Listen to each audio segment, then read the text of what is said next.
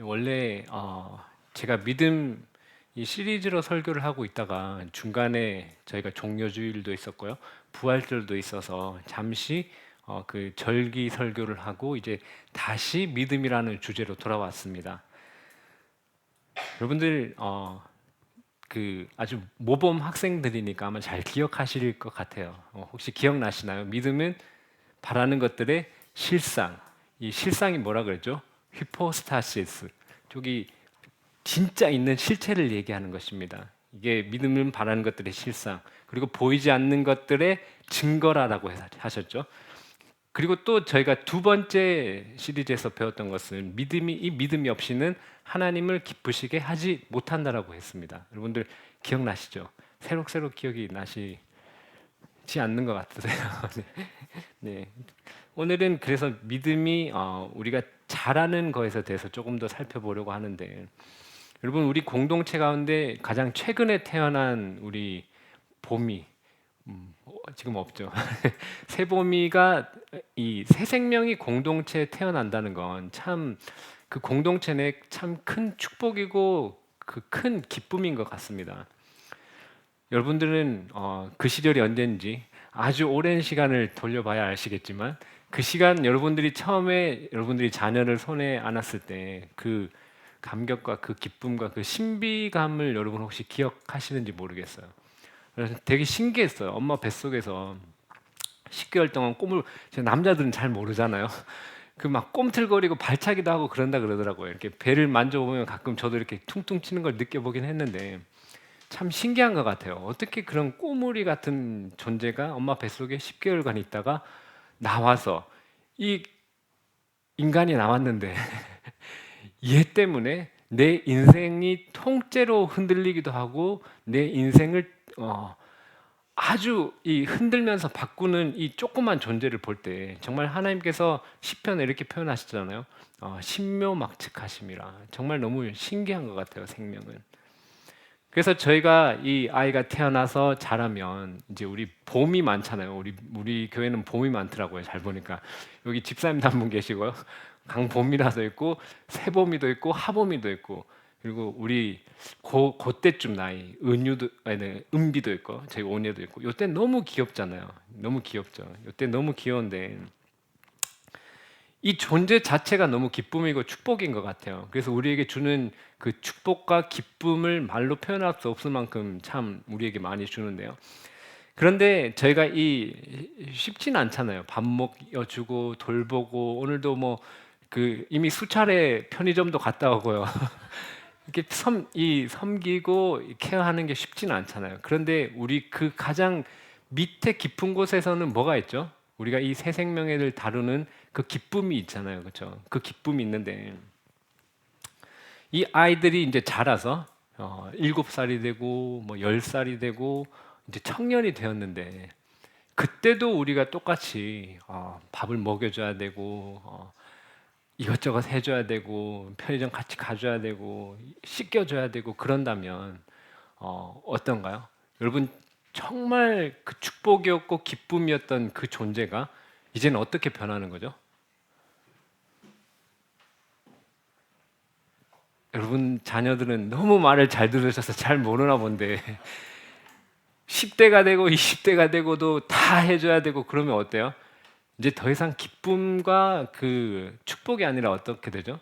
우리에게 근심을 주는 존재로 변하게 됩니다. 여러분들 공감을 못 해주시는데 잘 모르실 것 같아요. 교회에서도 마찬가지인 것 같아요. 저희가 이 교회에서도 새 생명이 태어나면 어떻죠? 정말 축제죠, 잔치죠. 하늘에서도 잔치가 일어나고 누군가가 예수님을 믿고 공동체로 들어오게 된다는 건 엄청나게 큰 축복이고 기쁨입니다. 그래서 저희가 교회에 들어온 이 새신자 혹은 새 생명에게 하나님의 말씀을 전해야 되고요. 기도도 해줘야 되고 함께 걸어가지고 공동체로서 하나님께서 우리에게 주시는 애를 그들에게도 흘러갈 수 있게끔 통로가 되는 것이 우리의 의무입니다. 그리고 그 반대편에 있는 새 생명은요, 새 신자는 또 그에 맞게 적절한 보살핌이 있다면 그 개인은 영적으로 성장을 해야 합니다. 이게 저희가 육신의 생명과 마찬가지인 것 같아요.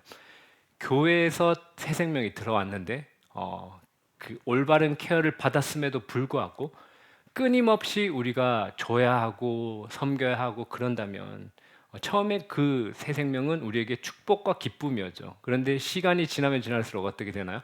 우리에게 이 근심 걱정거리가 되는 것입니다. 그래서 오늘은 신앙이 성숙해야 할 시기인데도 미성숙한 자의 특징 세 가지를 한번 살펴보려고 하고요. 그리고 그렇다면 우리가 신앙이 자랄 수 있는 방법 세 가지에 대해서도 좀 나눠보도록 하겠습니다. 3.3이에요. 3.3. 특징 세 가지 그리고 신앙이 자랄 수 있는 방법 세 가지입니다. 우리가 눈에 보이지 않는 것들에 대해서 측정할 때는 또 이런 질문을 받을 때는 참 곤란한 것 같아요. 여러분들은 누누이 말하지만 로맨스가 좀 부족합니다. 그래서 제가 이런 질문을 해봤냐고 하면 안 해보신 분 같아요. 여러분 연애하실 때도 그러고요. 나를 얼마나 사랑하는가, 나를 얼마나 믿느냐, 뭐 얼마나 슬프냐, 얼마나 기쁘냐 이런 건 눈에 보이지 않는 거죠. 그런데 자꾸 측정을 해서 물어봐요. 그러면 당황스럽잖아요. 그렇지 않나요? 여러분 저를 사랑하시나요? 네. 그래도 이건 좀 심한데요. 어떻게 이렇게 사랑하냐, 아니 한 성도로서 사랑하냐고 물었는데 이렇게 냉랭한 반응이 돌아올 줄은 저는 상당히 당황했습니다. 네, 더 이상 질문을 할 수가 없네요. 얼마나 사랑하는지 물어보려고 했는데 전혀 네, 감사합니다. 네. 여러분, 아니 저 말고요. 그럼 전 뺄게요. 집에 있는 누군가가 가족 구성원 여러분들에게 저 얼마나 사랑합니까라고 질문을 하면 여러분들 뭐라고 답변하시나요? 네, 거기서 끝나던가요? 그게 얼만큼인데 이렇게 막 집요하게 묻지 않으시던가요? 그래 저희가 이렇게 눈에 보이지 않는 어떠한 것을 자꾸 측정하려고 해서 수치화해서 보여주려고 하면 참 어려운 것 같습니다. 요즘에는 측정을 하기도 하죠. 요즘 신용 점수라는 게 있는데, 근데 이게 사실 제가 여러분들도 아시겠지만 개인 신용이랑 별 상관이 없어요. 이 사람이 돈을 얼마나 잘 갚을 수 있느냐에 따라 점수를 매겨놓은 건데, 오늘 저희도 이와 같이 믿음을 수치화해서 이 사람의 믿음이 이 정도다라고 측정을 할 수는 없지만 오늘 말씀을 보면 분명히 이 믿음에 관해서 어린 아이가 있고요, 장성한 사람이 있습니다. 그렇게 구분을 합니다. 그런데 이 신앙이 성숙해야 할 시기인데도 불구하고 미성숙한 자의 특징이 세 가지 있다고 말씀드렸죠. 첫 번째는 무엇이냐면 저희 오늘 말씀 12절을 한번 읽어보도록 하겠습니다. 오늘 말씀 히브리서 5장 12절 말씀 함께 읽어보도록 하겠습니다. 때가 오래되었으므로 너희가 마땅히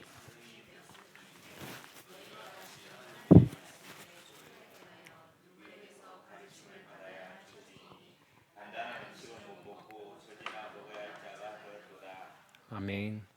첫 번째 특징이 무엇일까요? 이미 선생이 되었어야 할 터인데 선생은 되지 못하고 계속 그리스도의 초보적인 것들을 계속해서 배워야 하는 처지에 있는 자입니다. 우리가 믿음이 생기면 차츰차츰 믿음이 성장을 해야 되는 것이잖아요. 그런데 그렇게 하지 못하고 기초적인 것들을 계속해서 반복해서 듣기만 하고 깨닫지는 못해서 계속해서 기초만 쌓아가는 터만 쌓고 있는 그런 것입니다. 여러분 기초가 중요하다는 건 여러분들 다들 아시잖아요. 기초가 너무 중요하죠. 기초가 부실하면 어떻게 되죠? 여기 저희 교사분들 많은데 그렇죠? 기초가 부족하면 나중에 반드시 무너지게 되어 있습니다. 그래서 다시 기초를 쌓아야 하는 일이 생기게 되죠. 그만큼 기초는 중요한데 그렇다고 저희가 기초를 쌓고 터를 닦고 기초를 쌓고 터만 닦고 이렇게 하고 있으면 어떻게 될까요? 건물이 세워져야 되는데 건물은 세워지지 않고 기초만 계속해서 쌓고 있는 것입니다. 그렇게 된다면 하나님께서 이 교회를 세상에 두신 그 사명을 감당할 힘이 교회를 쌓아가는 데 사용되지 않고 기초만 쌓는 데 계속해서 사용되어지는 것입니다. 세상에서 하나님의 영광이 드러나도록 거룩한 교회를 함께 세워나가야 하는데 이 세워나가는 과정은 하지 못하고 계속해서 기초만 쌓아갈 수밖에 없는 현실이 되는 것입니다. 그래서 첫 번째는요. 오래되었는데 때가 오래되었지만 가르치는 자가 되지 못하고 계속해서 기초적인 것만 배워야 하는 자들입니다. 두 번째, 신앙이 성숙해야 될 시기인데 미성숙한 자의 특징 두 번째는요. 단단한 음식을 먹지 못하고 젖을 먹어야 하는 자입니다. 아까 그 첫 번째 거랑 비슷하긴 합니다.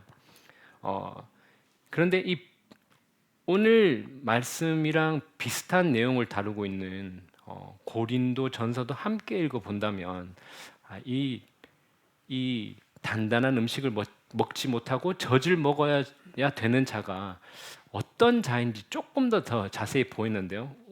그 고린도전서 3장 말씀으로 한번 함께 가보도록 하겠습니다.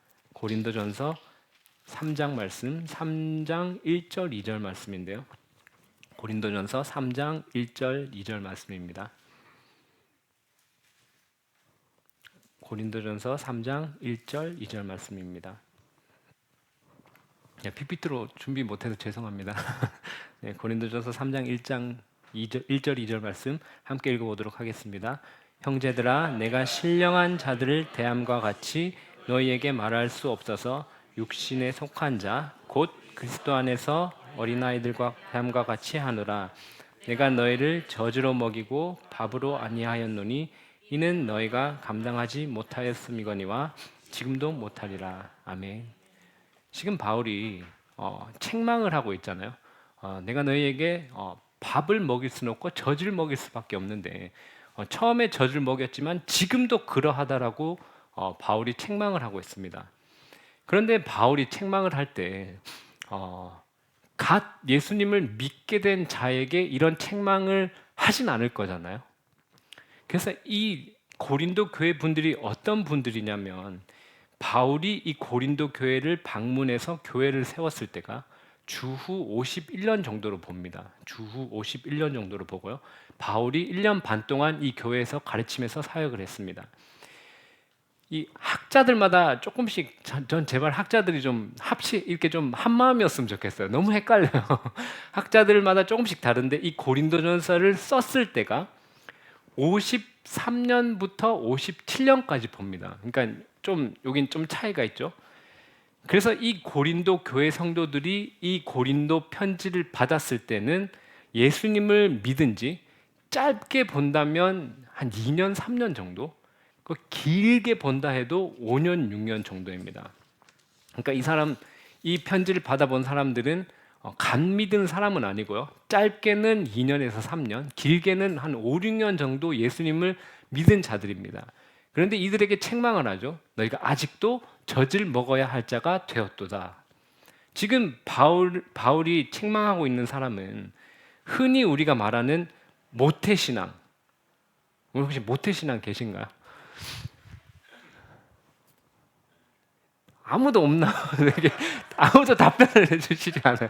네, 모태신앙 한 분 있습니다. 저희 교회는 우리 주한이 오늘 찬양 인동한 주한이만 모태신앙이고 나머지 분들은 네, 다 태어나서 어느 순간에 믿게 그렇게 교회를 가담한 분들이네요. 네, 이렇게 모태신앙이 없을 줄 몰랐어요. 저희 교회에. 그런데 이 모태신앙을 겪고 청소년기를 겪고 청년의 시기가 된 사람들에게 책망을 하는 게 아니에요. 얼마만큼 된 사람이요? 길어도 5, 6년 된 사람들에게 이런 책망을 하고 있는 거예요. 무슨 책망이요? 너희가 단단한 음식을 먹지 못하고 젖을 먹는 자로 머물러 있구나라고 책망을 하고 있습니다. 그러니까 여러분 이 믿음 생활을 20년, 30년 한 성도들이 이와 같이 밥을 먹지 못하고 젖을 먹을 수밖에 없는 상태만 있다면 하나님의 책망은 얼마나 더 하시겠습니까? 여러분 오늘 이 고린도 전서 말씀에서는 젖과 단단한 음식을 대조하고 있는데 여러분들 그냥 단순하게 생각해도 이게 어떤 것인지 아시죠? 젖은 비교적 우리가 이해할 수 있는 쉬운 하나님의 말씀, 단단한 음식은 그것보다 조금 더 어려운 말씀. 오늘 본문 12절에 보면 히브리서 12절에 보면요 이렇게 표현합니다. 아이와 같은 자들은 하나님의 말씀의 초보에 대하여 누군가에게 가르침을 받아야 한다라고 표현을 합니다. 그리고 1절, 2절로 넘어가 보면요. 1절, 2절에서는 이 말씀의 초보는 어떠한 것인가를 나열해서 보여주는데요. 제가 다시 한번 말씀드릴게요. 어린아이들은 이런 그리스도의 말씀의 초보에 관한 것들을 다시 배워야 합니다. 그런데 이 그리스도의 초보의 말씀은 무엇인가 하면 6장 1절, 2절에 설명을 해줍니다. 6장 1절, 2절 한번 함께 읽어보도록 하겠습니다. 그러므로 우리가 그리스도의 도의 초보를 버리고 죽은 행실을 회개함과 하나님께 대한 신앙과 세례들과 안수와 죽은 자들의 부활과 영원한 심판에 관한 교훈의 털을 다시 닦지 말고 완전한 대로 나아갈지니라. 아멘. 여러분 여기 나온 리스트들 보이시죠?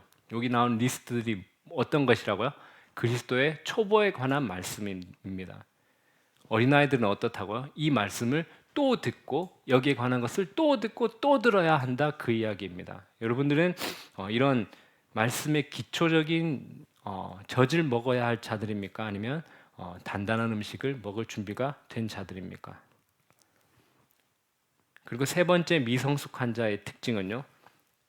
세 번째 특징입니다. 14절 말씀에 보면 선악을 분별하는 자들이 장성한 자들이고요. 그러니까 반대로 이 장성한 자가 되지 못한 자는 어떨까요? 선악을 분별하지 못함입니다. 우리가 신앙생활을 하는 것은 우리 삶의 모든 순간, 우리 삶의 모든 부분에서 하나님의 뜻이 무엇인지를 분별하고 그 분별한 뜻을 따라 순종하며 나아가는 것입니다. 우리가 아이들을 키우다 보면 정말 특히 여긴 많이 없네요. 네, 남자아이들을 보면 가끔 어떻게 저런 짓을 할 수 있지라고 생각이 들 때가 있어요. 어떻게 저런 생각을 해서 저런 생각을 어떻게 행동으로 옮길 수 있지라는 생각이 들 때가 많아요. 여러분 딸 가지신 분들은 잘 모를지 몰라요. 그런데 분별이 안 되는 거예요. 분별이 안 돼요. 그러니까 특히 남자고요. 나이가 어릴수록 더 그런 것 같아요. 땅에 떨어진 음식 뭐 주워 먹으면 안 되는 거, 뭐 공공 장소 같은 데서 뭐 혹은 집에서라도 알몸으로 뛰어다니면 안 된다는 것, 그리고 엄마 아빠가 장난감 사주지 않는다고 마트에 누워서 널브러져서 떼쓰면 안 된다는 거, 이런 거는 안 되잖아요. 그런데 저기 혜진 집사님 되게 웃고 계세요. 여기 뒤에. 안 된다는 거 알잖아요. 그런데 어때요? 아이들은 어리기 때문에 분별이 되지 않기 때문에 그때는 괜찮아요. 그런데 나이가 들고 조금 더 우리의 생각이 자라면 분별력이 생겨서 이제 그런 것들은 버려두잖아요. 그런 일을 하진 않잖아요. 점점 더 분별력이 정교해져서 어떻게 되죠? 이제는 그런 걸 뛰어넘어서 저희가 사람 사이에 약속은 왜 지켜야 되고 매너는 왜 지켜야 되고 다른 사람들을 왜 배려해야 되고 이런 점점 더 이 고차원적인 그 분별력으로 올라가잖아요. 우리의 신앙생활을 하면서도 마찬가지인 것 같아요. 하나님의 말씀을 받아서 우리의 삶에서 이 선악을 분별하는 것, 어떠한 것이 하나님을 따르는 것이고 어떠한 것을 따르지 않는다는 것을 점점 정교하게 내 삶의 모든 부분에서 그 부분들이 하나님 앞에 하나님 뜻 안에서 분별되어서 우리가 그 뜻대로 살아가는 것이 저는 신앙생활이라고 생각합니다. 그래서 우리가 하나님 말씀으로 삶에서 마주하는 것들, 이 모든 것들의 선악을 분별하는 훈련을 하고 연습을 하는 것입니다. 말씀에 비추어서요. 그런데 이러지 않고요. 어떠한 것이 내 삶에서 하나님의 뜻을 따르는 건지 전혀 분별할 생각도 없고 분별하지 못한다면 여러분 그게 괜찮을까요? 괜찮지 않겠죠. 하나님은 그걸 원하시는 것이 아니고 삶의 모든 부분에서 하나님의 말씀에 비추어서 하나님의 말씀 비추어서 어떠한 것이 하나님을 따르는 것인지 아닌지 분별하고 하나님을 따르는 길을 선택하고 순종하며 나아가시기를 바랍니다. 여러분 예수님께서 사역을 하실 때 제자들에게 종종 책망하는 장면들이 있습니다. 혹시 떠오르는 장면이 있으신가요? 그 책망의 내용 중에 아주 큰 비중을 차지했던 책망의 내용이 있는데 혹시 떠오르시는 책망이 있으신가요? 이런 네? 네, 큰 자라고요? 누가 큰 자냐? 겸손에 관한 것들에 대한 책망. 네. 근데 제가 찾아보니까 어떤 책망이 상당히 많았냐면 이렇게 책망할 때가 많았어요. 믿음이 작은 자들아. 믿음이 작은 자들아. 예수님께서 말씀하신 것과 오늘 이 히브리서의 말씀을 보면 믿음의 성장에 있어서는 분명히 우리가 해야 할 일이 있다라고 알려주고 있는 것입니다. 믿음은 자라나야 한다는 것을 보여주고 있습니다. 하나님께서는 우리의 믿음이 자라나시길 원하고요. 그뿐만 아니라 우리가 모두 한 몸으로서 모든 지체가 함께 자라나시기를 하나님께서 바라십니다. 여러분 그럼 옆 사람에게 한번 물어보시기 바래요.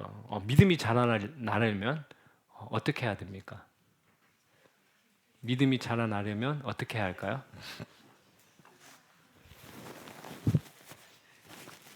이제 패턴이 파악이 됐어요. 이렇게 질문을 하잖아요. 그럼 여러분들 어떤 패턴이냐면 질문을 웃으면서 하고 답변도 웃음으로 하세요.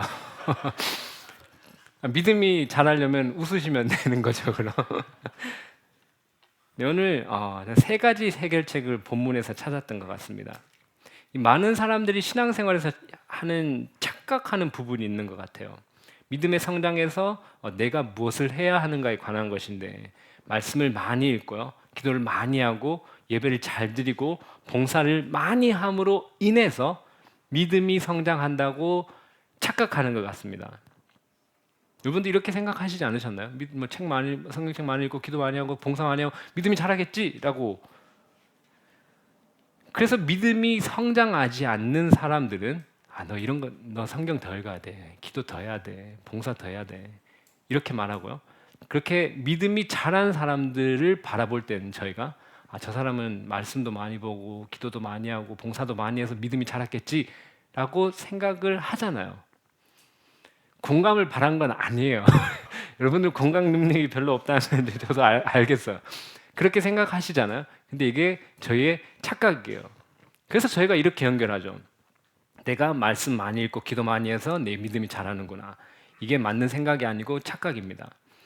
첫 번째 믿음이 성장하는 요인은 무엇이냐면요, 하나님이 허락하시면이에요. 하나님이 하게 하시면입니다. 고린도전서 3장 3절, 6절, 7절에서 바울이 이렇게 얘기합니다. 나는 심었고 아볼로는 물을 주었으되 오직 하나님께서 자라나게 하셨나니 그런즉 심는 이나 물 주는 이는 아무것도 아니로되 오직 자라게 하시는 이는 하나님뿐이니라. 히브리서 12장 2절에서도요. 믿음의 주요 또 온전케 하시는 이인 예수를 바라보자. 우리의 믿음을 시작하시는 분도 예수님이시고 또 자라게 하시는 분도 예수님이라는 의미입니다. 그러니까 내가 했었던 어떤 행위가 우리의 믿음을 자라게 하는 주된 요인이 아니에요. 첫 번째 요인이 아니에요. 우리가 예수님을 믿게 되면 성령님께서 우리를 변화시키시죠. 우리를 위로부터 다시 태어나게 하시는데요. 그럼 이전에는 우리가 하나님과 원수된 방향으로 갔었는데 성령님께서 우리를 진리의 길로 계속해서 인도하십니다.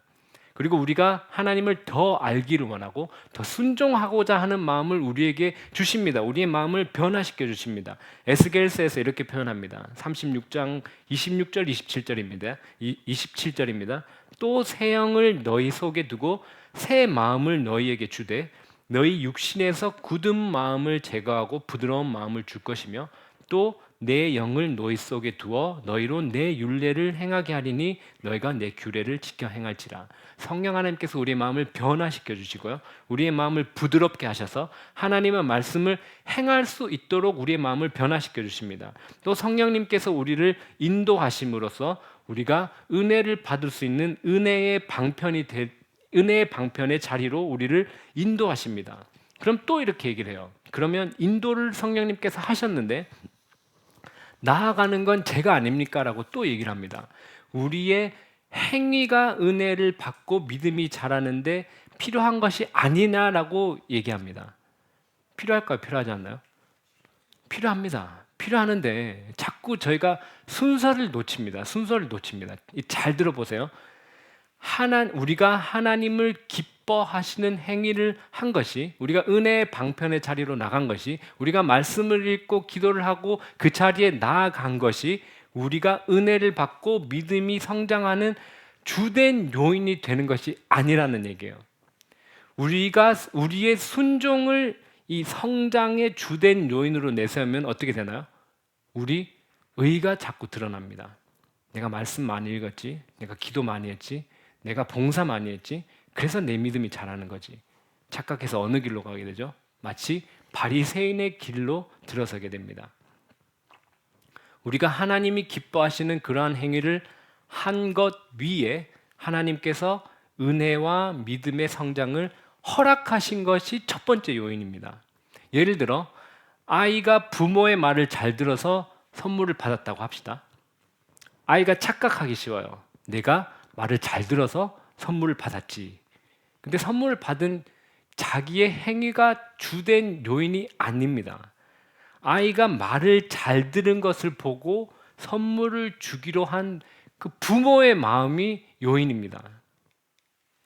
이거 쉽게 설명될 거라고 저도 준비하면서 생각하진 않긴 했어요. 그러니까요, 우리가 은혜를 받고 믿음이 자라는 첫 번째 요인은요, 제1원인이라고 할게요. 제1원인은 순종을 하면 하나님께서 은혜를 주신다는 그 약속이 먼저이고요. 그리고 그 순종 위에 하나님의 허락하심이 있어야 우리에게 은혜가 오는 것입니다. 순종이 우리가 더 풍성한 은혜를 누리고 믿음이 성장하게 하는 통로이지만 이 순종이 제1원인이 아니라는 얘기예요. 이제 됐죠? 이제 되셨죠? 좀 한 아까보다 한 40% 정도 더 되신 것 같아요. 그래서 우리가 착각하지 말아야 돼요. 내가 말씀 많이 읽었으니까, 내가 기도 많이 했으니까, 봉사 많이 했으니까 내가 은혜 받고 믿음 받 아니에요. 통로가 되긴 합니다. 은혜의 방편이 되긴 해요. 그런데 그게 첫 번째 요인이 아니라 하나님이 허락하시면 하나님이 우리에게 은혜를 주시는 것입니다. 그래서 히브리서 기자가 이러한 믿음이 어린 자에게 이렇게 제안을 합니다. 오늘 말씀 6장 1절 2절에서요. 아까 읽었었던 이러한 그리스도의 도의 초보를 버리고 완전한 대로 나아갈지니라 이렇게 얘기를 하고요. 3절에서 뭐라고 얘기하죠? 3절 함께 읽어보겠습니다. 하나님께서 허락하시면 우리가 이것을 하리라입니다. 이 제안을 했었죠. 이제 이런 그리스도의 초보의 교들을 내려놓고 우리 이제 완전한 대로 나아갑시다라고 이 히브리서 기자가 얘기를 했어요. 그런데요, 이게 언제 가능하다고요? 3절, 하나님께서 허락하시면 우리가 이 완전한 대로 나아가리라. 그렇다고 운명론이 아니에요. 이곳에 분명히 우리의 순종이 필요합니다. 그런데 우리의 마음가짐은 하나님, 제가 믿음이 자라나서 하나님이 기뻐하시는 모습으로 빚어지기를 소망하면서 저는 하나님의 말씀을 순종합니다. 저를 하나님 손에 맡겨드립니다. 하나님이 원하시는 모습으로 빚어가 주십시오라는 고백이 필요한 것입니다. 두 번째 믿음이 자라는 방법은 5장 11절 말씀을 보면 저희가 힌트를 찾을 수 있는데요. 5장 11절 말씀 함께 읽어보도록 하겠습니다. 멜기세덱에 관하여는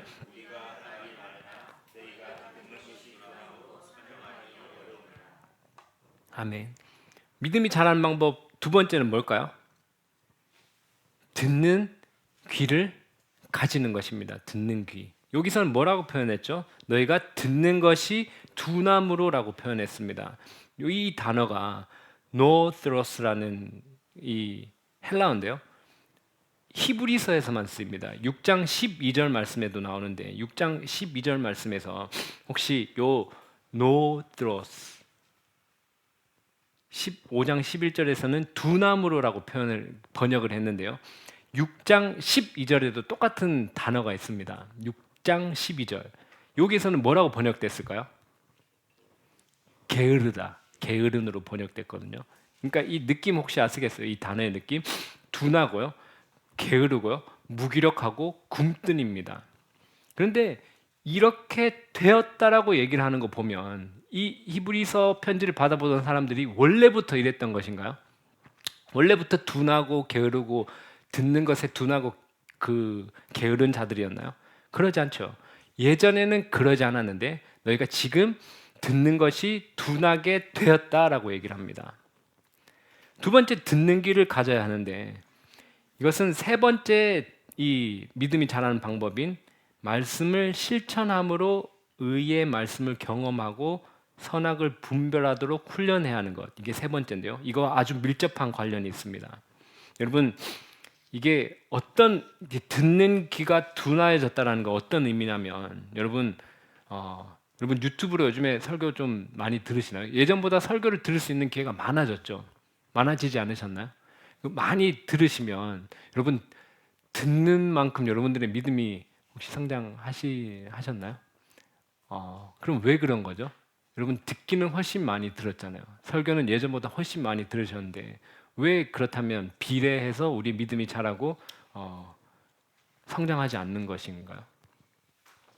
이게 저는 곰곰이 생각을 해봤습니다. 이게 왜 그러냐면 듣기만 해서 무감각해지는 것인데요. 말씀을 듣고 실천함을 통해서 의의 말씀을 경험하고 선악을 분별하고 그 과정을 거치고는 더 나아가 다른 이들을 가르치는 자리에까지 나아가야 하는데 그러지 못한 것이에요. 어떤 느낌이냐면 설교의 말씀은 말씀이고 내 삶은 내 삶이라. 듣고 실천함이 없어서 그냥 말씀은 말씀이고 내 삶은 내 삶 이렇게 구분이 된 거예요. 저는 가끔 이 설교를 하는 사람이기 때문에 설교 후에 가끔 이렇게 내려가면 사람들이 인사치레로 이렇게 얘기하는 게 있죠. 뭐라고 얘기하죠? 네, 은혜 받았습니다. 제가 이걸 잘 받아들이지 않아요. 오늘 공개합니다. 왜 그러냐면 제가 겉으로는 아유 감사합니다, 과찬이십니다 이렇게 표현을 하지만 제 속마음으로는 어떻게 표현하냐면 진심이에요. 이렇게 얘기를 하는데 이제부터 저한테 오셔서 설교 은혜 받았습니다라고 하지 않으실 것 같아요. 제가 속으로는 이렇게 얘기를 하죠. 그 말씀이 은혜인지 아닌지는 아직 속단하기 이르다라고 제 마음속으로 조용히 얘기합니다. 제가 근거 없이 얘기하는 건 아니고요. 왜 이렇게 얘기를 하냐면 예수님께서 마태복음에서 산상수훈을 마치면서 이런 말씀을 하셨어요. 여러분들 잘 아는 말씀인데 제가 한번 읽어볼게요. 그러므로 누구든지 나의 이 말을 듣고 행하는 자는 그 집을 반석 위에 지은 지혜로운 사람 같으리니 비가 내리고 창수가 나고 바람이 불어 그 집에 부딪히되 무너지지 아니하나니 이는 주추를 반석 위에 놓은 까닭이요 나의 이 말을 듣고 행하지 아니하는 자는 그 집을 모래 위에 지은 어리석은 사람 같으리니 비가 내리고 창수가 나고 바람이 불어 그 집에 부딪히며 무너짐이 심하리라. 이렇게 얘기하셨습니다. 예수님께서 말씀을 듣고 실천하지 않고 내 삶에서 드러나지 않는다면 그것이 은혜입니까? 예수님 말하시는 은혜인가요? 아니죠. 모래 위에 집을 짓는 헛수고라고 예수님께서 말씀하십니다. 그래서요, 설교를 듣자마자 와서 은혜였습니다라고 말하는 건 속단일지도 몰라요.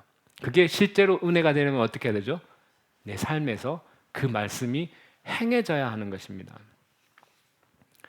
제가 이 저녁에는 육아 모드로 들어가잖아요.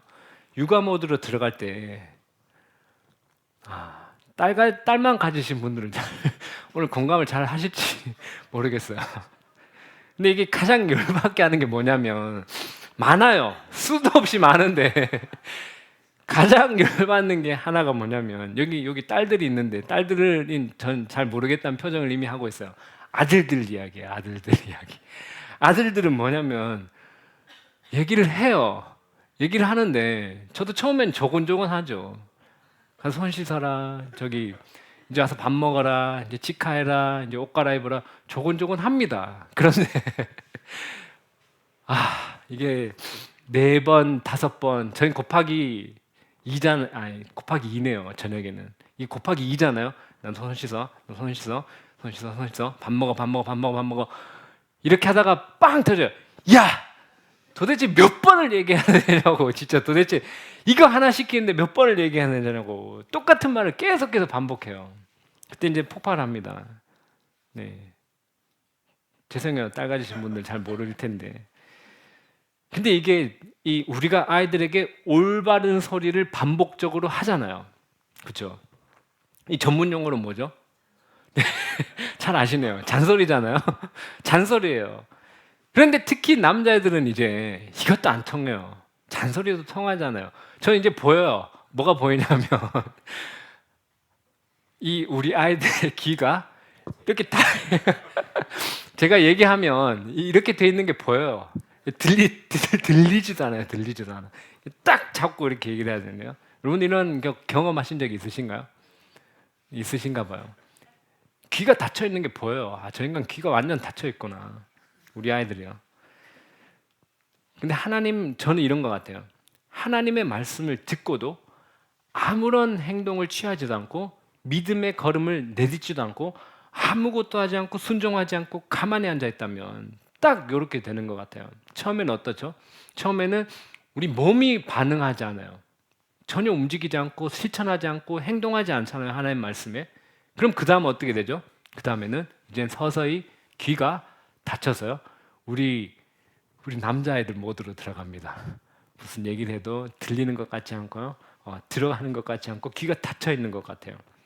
그러니까 저희가 어떻게 해야 되죠? 하나님의 말씀을 귀로 들었다면 그 다음 어떻게 해야 될까? 우리 움직여야 해요. 움직여야 됩니다. 힘들어도요. 신용하고요. 일어나야 되고 걸어가야 합니다. 그렇게 하지 않으면 귀가 둔하여지는 것입니다. 그래서 여러분들 우리 믿음이 자라나려면 들을 귀도 구하셔야 되고요. 그 말씀을 들었다면 이제 우리 움직여야 합니다. 하나님의 말씀을 듣고 실천해야 합니다. 하나님의 말씀을 의의 말씀을 경험하고요. 의의 말씀을 경험한다는 게 무슨 말인가요? 내가 이 말씀대로 살았을 때에 하나님의 의를 맛보는 거고 경험하는 것이잖아요. 그리고 선악을 아까 분별한다는 건 뭔가요? 내가 삶에서 살아가면서 내가 마주하는 상황들 가운데서 어떠한 것이 하나님의 뜻인가? 어느 곳으로 가는 것이 하나님의 길을 따르는 것인가를 치열하게 고민하고 생각하고 판단하고 기도하는 것이죠. 그래서 판단이 나면 어떻게 해야 되는 거죠? 그 길로 걸어가야 합니다. 여러분 오늘 저는 여러분들이 이런 이미지 하나만 가져가셨으면 좋겠어요. 우리 안에 이 복음의 씨앗이 뿌려지고요. 이 씨앗이 싹이 틉니다. 그러면 우리 이 뿌리가 말씀에 깊이 내려지고요. 거기에다가 이 기도의 물을 계속해서 뿌려줍니다. 기도의 물을 계속 뿌려주고요. 그리고 성령 하나님의 이 빛이 그 가운데 계속해서 내려주면 어떻게 될까요? 우리는 자라나게 되겠죠. 자라날 뿐만 아니라 자라서 어떻게 되죠? 열매를 맺고 그것이 하나님의 기쁨이 되고 우리 모두의 기쁨이 될 것입니다. 저는 목회를 하면서 영혼을 향한 확실한 소망이 있습니다. 어떤 소망이 있냐면 어느 개인에게 하나님께서 겨자씨만한 믿음만 그 사람에게 준다 할지라도 그 사람이 하나님의 역사하심을 사모하면서 은혜의 방편 가운데 거하면서 말씀을 순종하면 하나님께서 반드시 그 사람을 변화시키고요. 그 사람을 믿음의 사람으로 성장시킨다라는 저는 목회적 확신이 있습니다. 그래서 여러분 우리 모두에게 그런 역사가 하나님께서 일어나게 해주시기를 간절히 원하고 소망합니다.